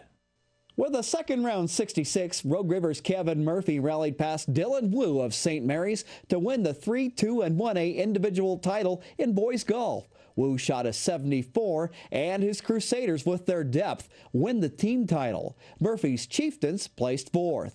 North Valley's Ryan Melnichuk takes the state crown in 4A golf. The Knights end up 2nd as a team. Teammate Dylan Vanderhey finished 9th on the day.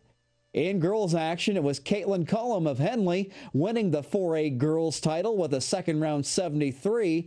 And switching gears to college baseball, Oregon State outscored Portland 12-4.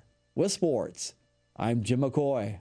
Thank you, Jim. Well, here's a question for you. If you were living back in the Jurassic Park era, you think you'd see dinosaurs with walkers and canes? Well, you know it's possible. You might have.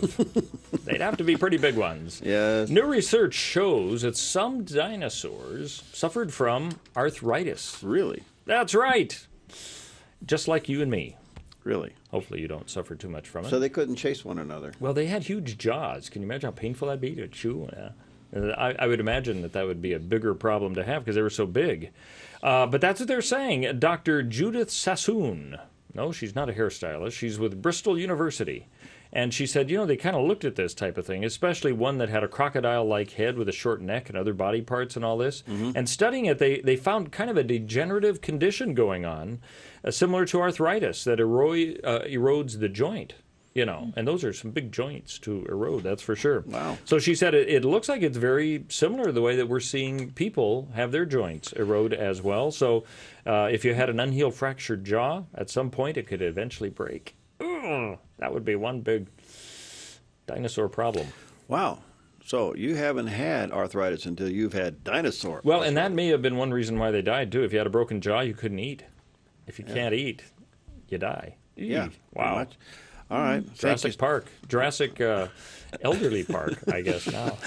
Where were the orthopedic surgeons back then? That's right. Good morning to you. 24 minutes now past the hour 7. We're looking at about 54 degrees outside. And quickly, our Facebook question today, Paulina. If the job president of Earth was available and existed, who would you want to be doing that? Okay. We've got R.C. Sproul. Oh, we have R.C. Okay. Let's see, James Bond. James Bond. James Bond, getting close to Chuck Yes, Norris. and Mark, can you read this, Steve? Yeshua. I can't. Yeshua Bar. Oh, Mark. Okay, the name is over the thing. Yeshua Bar Yosef Ben Yudah. That would be Jesus to you and me. Oh, yeah, but we said Jesus couldn't. He's trying to get sneaky. But you know, people always write in their names, even if they're not on the ballot. All right.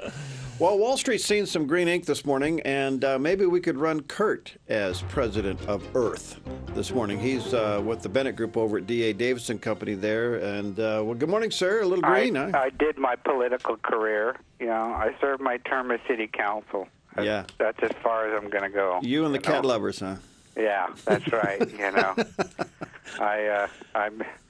I don't think we need a one person at the head of the world unless it is Jesus. You know. But that's not a list and that that's we can. Not that's not. You got to come our up with someone call. else. He's already the president of the world. Hey, Kurt, it's world. not that we want president of the world. It's a make-believe position. Chuck Norris, baby. Chuck Norris. Oh, gosh almighty. Give me Mother Teresa, you know. Oh, Mother Teresa. There you know. I was thinking of a grandma. Yeah. But you need somebody that's alive, right? That's yes, that's why. That would be helpful. You know? Maybe it's better if they're not around. Anyway, I'm lost, you know, because you certainly don't want the head of some Wall Street bank doing it, you know. Okay. No, especially the ones that make $2 billion oops. Oops, you know. Yeah. What, we had a trader in London. I mean, we had this, we had that. Yeah. Anyway, the markets actually... you know, shrugging off the Jackson County elections this morning and running up and going higher. The Dow Jones Industrial Average up 85 points at 12,716 this morning. Companies like Chevron, ExxonMobil, and Caterpillar all trading higher. There's only two negative stocks on the 30 Dow, and Intel and Microsoft trading a little softer today. Over on the New York Exchange, there's about 3 issues advancing for every one declining. So it's pretty broad-based. The NASDAQ up 17 points at 29.11. Those 10-year Treasury notes now yielding a 1.80% up off its lows. Those lows that we hit earlier on Monday, possibly setting lows for the year. You know, we were around that area on those 10-year notes in September of last year. So we're really bouncing along historic lows on the bottoms of those 10-year Treasury notes. Some of the most actively traded stocks this morning on the New York Exchange, including companies like Bank of America, General Electric, J.P. Morgan, Chesapeake Energy, and J.C. Penney's. Chesapeake Energy and J.C. Penney's trading off, but the others trading up. Over in the NASDAQ, Microsoft, Sirius, Arena Pharmaceuticals, Cisco, and Intel, the most actively traded, very mixed up there. Sirius and Cisco trading up while the others trading down. Gold's at $1,548 an ounce. That's down another $15 this morning, I think. Silver's at $27.51 an ounce. Oil's at $93.20 a barrel, so it continues to drop a little bit. April industrial production numbers out this morning up 1.1%, capacity rising, so that's kind of good news for manufacturing. April housing starts up 2.6%, but new building permits actually dropped 7%, so that was a little concerning. But right now, things look like the buyers have come back into the market, and things are trading a little bit higher. So we'll see if it won't stabilize. And so are you making a lot of political commentary this morning? Well, you know, I think there are some surprises, as you can imagine. We've been covering all the results. The two ballot measures in Jackson County went down. We have our first female district attorney. Yeah. I think we got some runoff for the commissioner races, and and our own Bob Just is in a runoff over in Josephine County to be a commissioner. And how good. Yeah. Well, that's good. So any surprises to you? I kind of noticed that it was when you looked at the county assessor and the district attorney, it looked like people kind of wanted to keep people that were already in those offices there. Yeah, I think there's some surprises in Jackson County for me as it relates to endorsements and groups of people. And so it was a surprise to me in a couple of those races, yes. So we'll see what happens. Well, anyway, elections being what they are, you're in one day, you're out the next. Well, that's true. And one day you're unemployed, yeah. Yeah, that's right. Well, anyway, make it a great day we out will. there. It's beautiful outside, and Dave will be with you in the morning. All right, 608-4386 gets to your headset, right? It does, right here. All right, thanks, all pal. day long. All right, see you later. Bye-bye. Bye-bye. All right, Kurt Bennett with us at D.A. Davison Company this morning. Coming up a little bit later on, we'll be talking to Tony Keller, and he'll be teaching a very interesting class. I think it could benefit you over at the First Church of the Nazarene coming up. We'll be talking to him a little bit later on. In the meantime, let's take a quick look at the weather for you today. The forecast for Medford, Ashland, and Grants Pass, warm, not hot, just warm, and then it cools. We're going to see 82 for a high today, and then dropping 10 degrees for Thursday and Friday. Still sunshine all the way through. Klamath Basin, basically the same thing, 78 for a high today with some clouds mixed in. Could see some showers tomorrow and cooling into the 60s for the rest of the week. The coastline, well, you're going to see some clouds and sun breaks through the clouds as the front comes in off the shoreline, bringing with it some gusty winds. So 61 for high today, cooling to the upper 50s for Thursday and Friday. And right now over in Northern California, Wairika, forecasted high today about 84, and then it drops to 69 and 72 for the rest of the week. So sunshine and clouds mixed in. Very, very nice weather. A little warm and then a little cool. And so we'll take it. And again, we're asking you to help us. We need your help in an area. And that is that if you'd like to see the Dove TV channel on Dish or Direct Satellite, would you go to the Dove website and sign the petition? And encourage your family and friends to do that as well. That will really, really help us. Just go to thedove.us. You'll see the petition there. And if you'd like to see the Dove TV on Dish or Direct, just go to the Dove website, thedove.us, click on the petition, fill out the form, and that is really a big help for us. Please do that. All right, coming up in a few moments, Steve Johnson, what's happening? Well, we'll have more on the election race results, some surprises, some maybe not so big surprises. It's on the way. All right, this and everything else you need to know to get you rolling on Wednesday right here on The Morning Show. So here we go again. Oh, yeah. Hanging out with all the friends. Let's do this. Living for the weekend. Wishing that I never dance. Coming May 18th to the Naz, a Taste of Summer Music Fest 2012. An event that will take you on a journey from a relaxing beach to the most extreme sounds of summer. Here, take a listen. Sundown.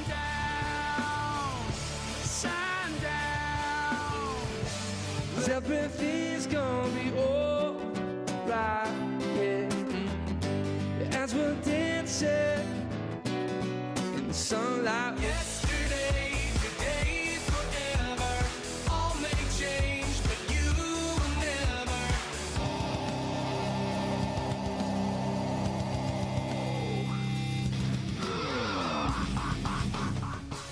See, there's something for everyone. And if that's not enough excitement, we will be giving away a free iPad and apparel package to one lucky ticket holder.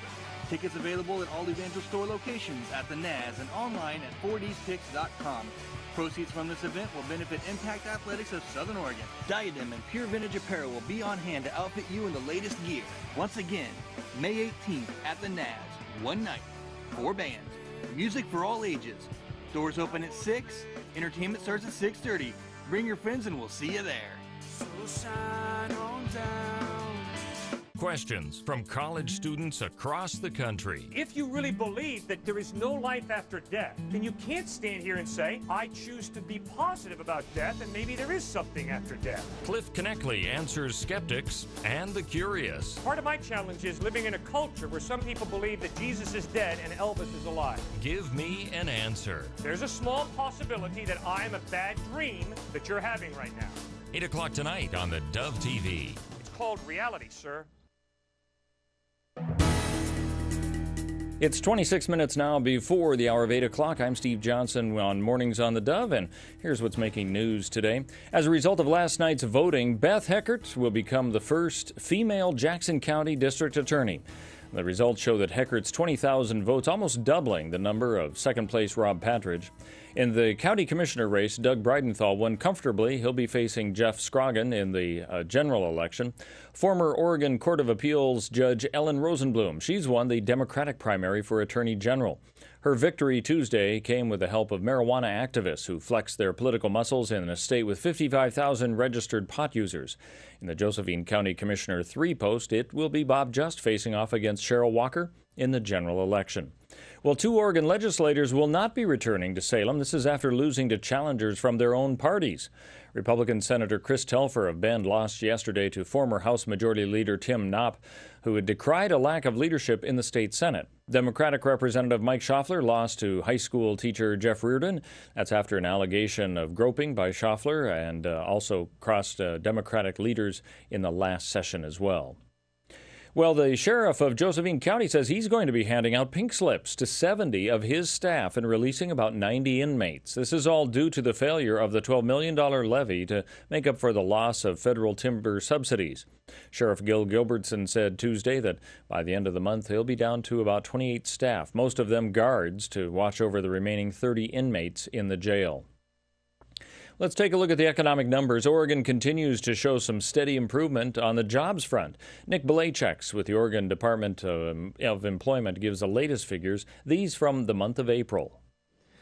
Oregon's unemployment rate edged down to 8.5% in April, and non-farm payroll employment growth was back on track by adding 2,300 jobs. That's similar to the national situation, where the unemployment rate was also little changed at 8.1%, and non-farm employment grew by 115,000 jobs. After 2 sluggish months, the construction sector gained 1,700 jobs in Oregon in April. The unemployment rate has improved 3 points since the height of the recession. School being closed for students today, but it's going to resume tomorrow as both sides have come to agreement between teachers and administrators in the Eagle Point School District. Yesterday, negotiators said they were optimistic about progress, but they didn't know how long contract bargaining would continue. Strikers were out at the area Eagle Point schools yesterday as students returned to classes taught by strike-breaking teachers and substitutes. 2 issues were the major problems concerning control over teachers' time while at school but not in the classroom, and benefits for part-time employees. Union negotiator John Harding said prior to the agreement that these weren't small items. There's a lot of things on the plate, so to speak. And most of the things have been talked about and verbally agreed to, and so we just have the last 2 big issues. And honestly, I don't think we're that far apart on the issues, and I think that we can get there. But we do have that hint of doubt, because we thought we were there a couple times before. And they were able to make agreement. In a related note, an Eagle Point teacher went back to teach in the classroom, received an email from a representative of a group calling itself EP Community Cares. Now, that email implied that by breaking with the union, the teacher could lose their job, also outlining an attempt to recall 3 board members and then the school superintendent. We asked for clarification of the points made in the email, but the Dove has not received a response from that group. Well, health officials in Lane County say they're not seeing new cases of bacterial meningitis that killed a University of Oregon student last week, but a potential incubation period isn't over yet. Her family says the student had a genetic protein deficiency that put her at risk, and she'd survived a previous bout. Well, law enforcement officers in Oregon and throughout the United States have taken time to remember their fallen comrades. In Grants Pass, police from several agencies gathered in tribute to those who died while in the line of duty. Recent statistics show an alarmingly high number of shooting deaths involving police throughout the nation, which concerns Josephine County Sheriff Gil Gilbertson. Last year, 166 officers were killed. 67 were killed by gunfire. It's a trend that this last year has just accelerated, so it does concern me. The latest statistics show that most officers were killed in smaller cities, though there's no reason given for that trend. What is known is that in many cases, the deaths resulted because of officers who were attempting to arrest a suspect who'd already served time for a violent crime. Well, here's a question for you. All right. Do you sleepwalk? Have you ever done it? Does your spouse? Do you have relatives who sleepwalk? Does your cat? I don't know. There's another question. Can animals sleepwalk? Yeah. They've done a study of this, and of course, we all get the journal Neurology. Oh, sure. I think I just re-upped mine for a 2-year at a discount. I got a free tote bag. Did you? It was either that or a water bottle. I don't remember which. Right up there with all the other things. Well, it's more common, not the tote bag or the water bottle, sleepwalking than they thought previously. How many, let's see, let's go percentage-wise. How many people do you think sleepwalk in the United States every year? 60. 60% of people? 20. 20? No. I would say... I'm giving you clues here. 8%. 8? Oh, see, I don't even know what that means anymore. It's those are all high, by the way. 3.6%. Oh. But you know what that transfers to? A big city of sleepwalkers. Zombie-esque type sleepwalkers. Zombie-esque. That's 8.4 million people when you have 3.6% each year. Now, here's the previous estimates. They thought about 2%. So it's up significantly when you look at it percentage-wise, up to 3.6%. So you have to get out of bed and start walking? I have a friend who broke his arm because he fell out of the window. Out of a window? Yeah, he was sleepwalking. Yeah. Normally you don't hear of problems, somehow people kind of manage that. But ow, what a wake-up. Well, here's what they found out. 1% surveyed said that they had 2 or more episodes in a month. So they wake up and it's like, how'd I get here? Where am I? Who am I? Really? I must be sleepwalking. Sleepwalking, though? Well, I think so. Well, when your friend... you wake up in a different place and don't remember. I would say your friend who broke his leg must have figured that out. I shouldn't be 2 stories down and I got a broken leg. Right. So it's a higher percentage. It also shows if you have depression. We should talk to Patrick about this. You are 3.5 times more likely to sleepwalk. Wow. Isn't that interesting? And those who have obsessive compulsive disorders or alcohol abuse problems, also significantly higher rates. I thought I was just getting up to go to the bathroom. Well, that would be nice if the auto function did that and paid the bills at the same time and fed the cat. Oh, there we go. All right. All right. Thank you, Steve. Good morning to you. Let me ask Steve and Paulina, are you self-confident? Of what?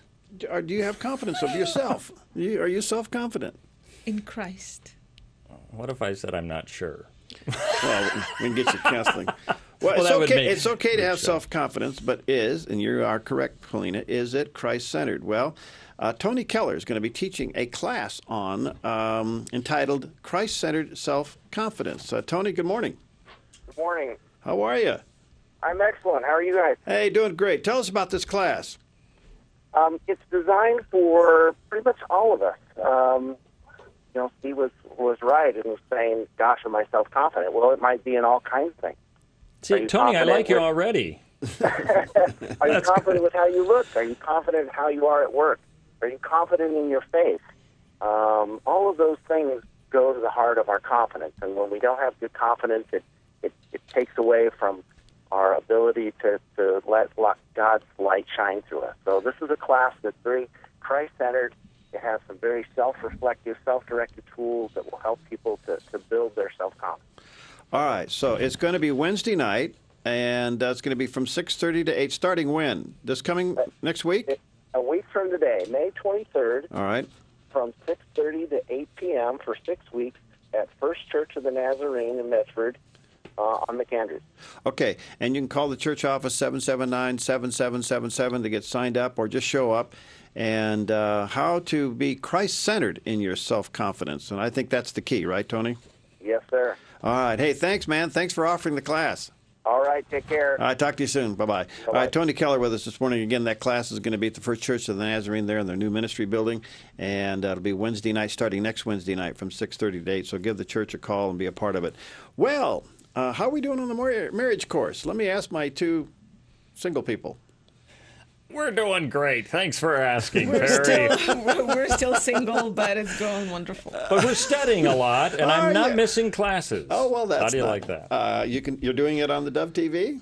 Of course. Where else would I? Called The Marriage Course. We have a promo on that. Take a look. Take a listen.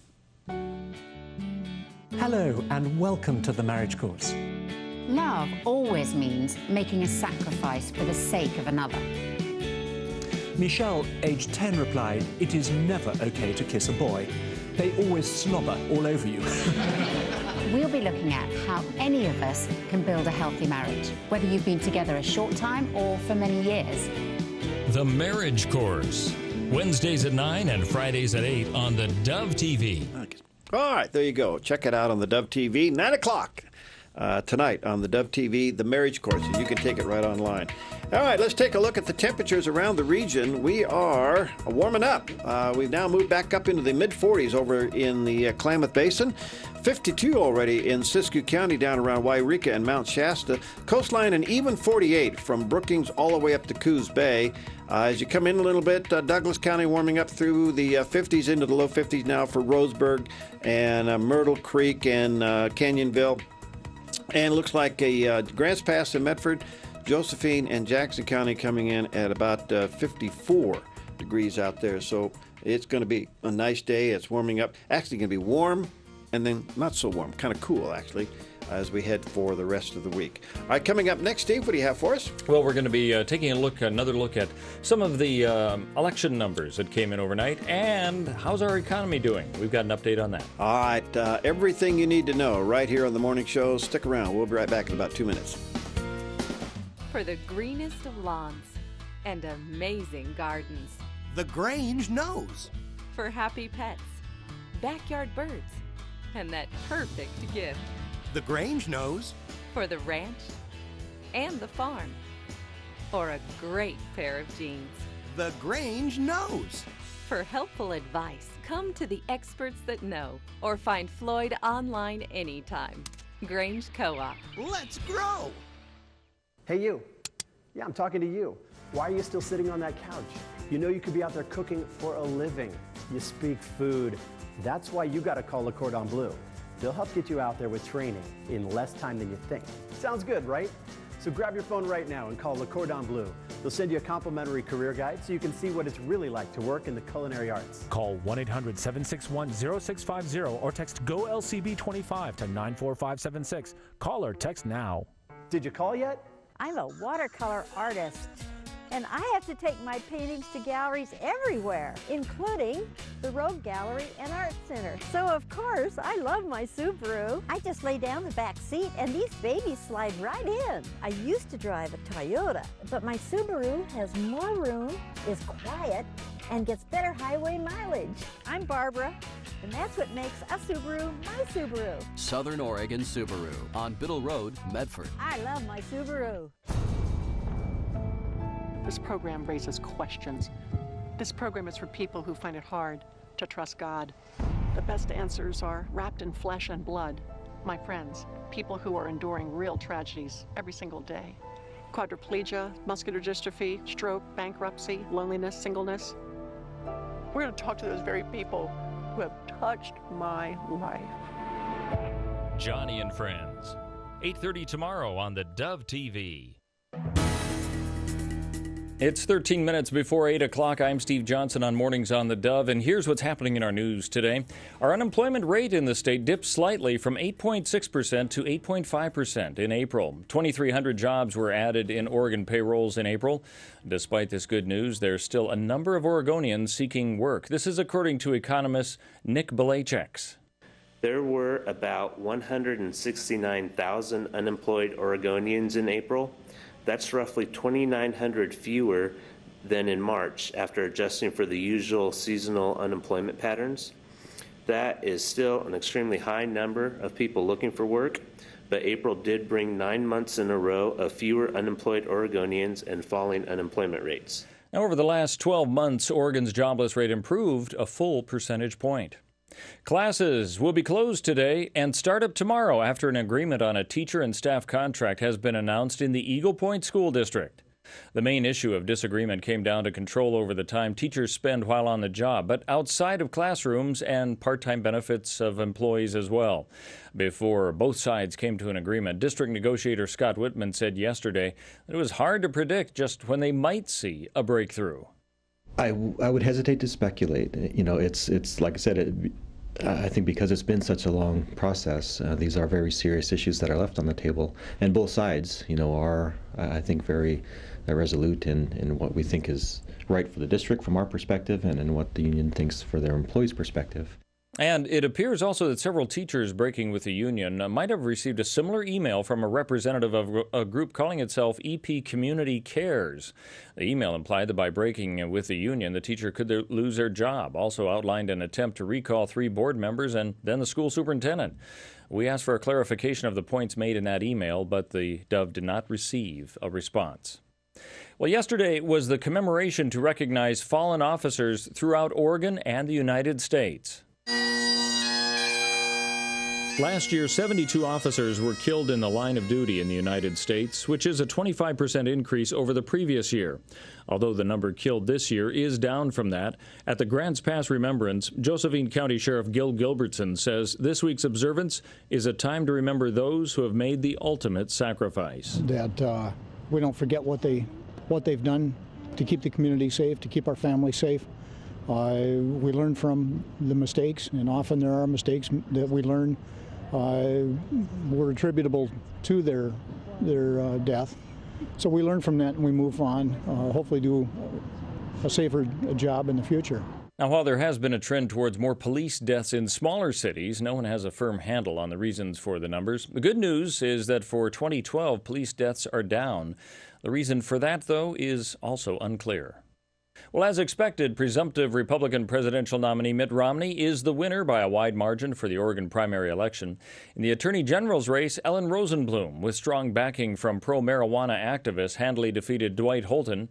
2 incumbent legislators were defeated in their party's primary. State Senator Chris Telfer taken down by Tim Knopp for the GOP nomination, while Mike Schaffler was defeated by Jeff Reardon.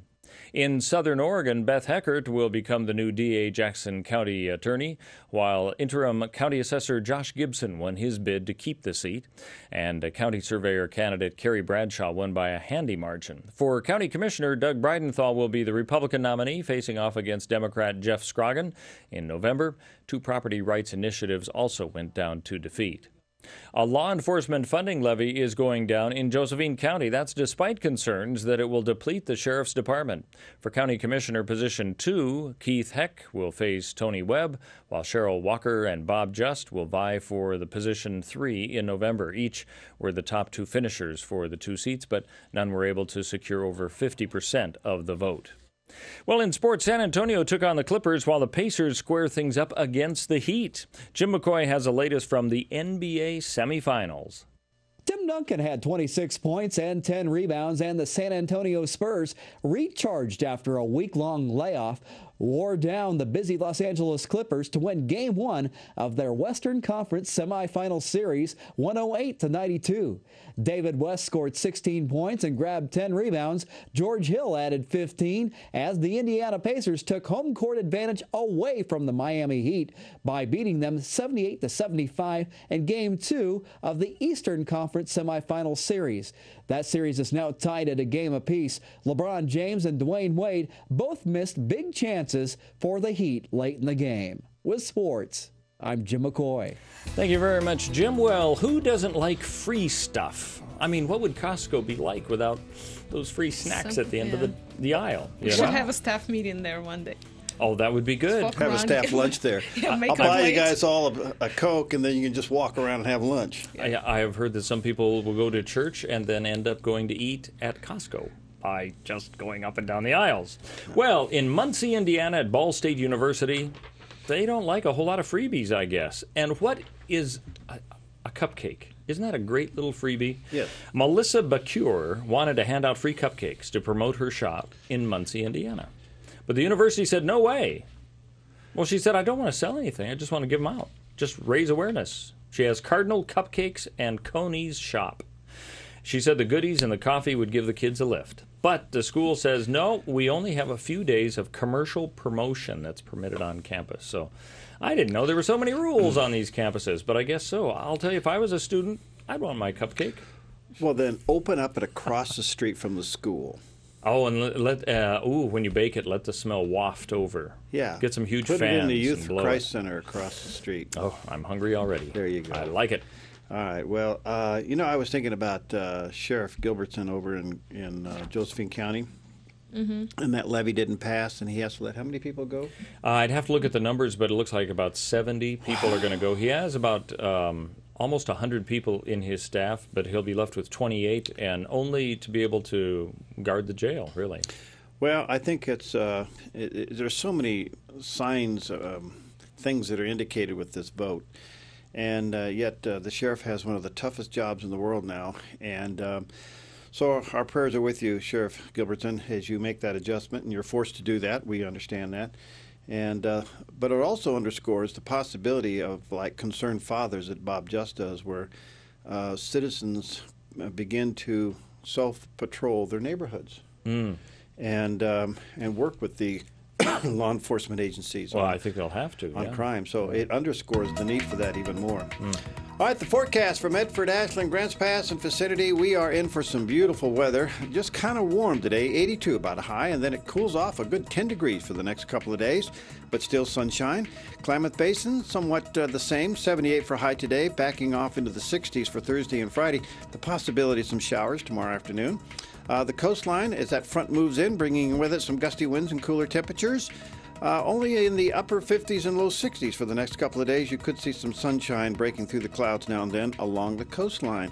And Northern California, a little warmer, 84 for high today, and then dropping to the upper 60s and low 70s for Thursday and Friday. So it is a little cool the next couple of days. All right, quickly, Polina, our Facebook question: if there was a position of President of Earth, who would you want it to be? You getting some answers? We got several. Bob Just, Joe Arpaio, Sheriff of County in Arizona, Gilbertson, the Sheriff.